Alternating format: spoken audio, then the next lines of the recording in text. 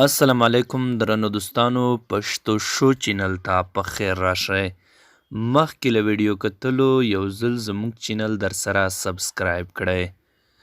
په حقیقت کې هغوی چې په مؤمنانو کې د فحشا خپرول خوښوي هغوی ته په دنیا او آخرت کې دردناک عذاب دی او الله پوهیږي او تاسو نه پوهیږئ.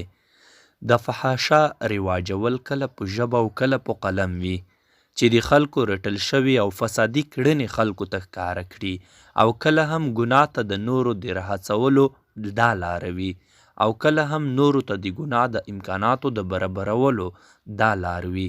د میډیا او اجتماعي شبکو د لارې خلکو بد او ناوړو اعمالو ته هڅول، د ناوړه او فحشاو تصویرونو او فلمونو نشرول د فحشا د ترویج عصري کړنې دي چې کافران، فاسقان او د هغوی ملګري هڅه کوي چې د دې لارې مو ځوان نسل بېلارې او د اسلام څخه لرې کړي. قرآن کریم خبرتیا وایي د ګناهونو نشرول او په اسلامي ټولنه کې د بدو کارونو خپرول او عام او ستر ګناه دی. که څوک په ټولنه کې فحشا خپروي د فحشا لارې خلکو ته ښیي، د فحشا او ناوړو کارونو وسایل او امکانات ورته برابروي، نو اسلامي نظام او واکمن په دې مکلف دی چې د سخت سزا لاندې دوی ونیسي.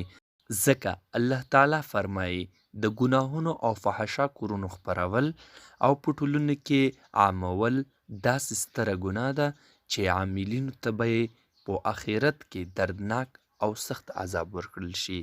دوستانو دا وه زموږ د نن ورځې ویډیو.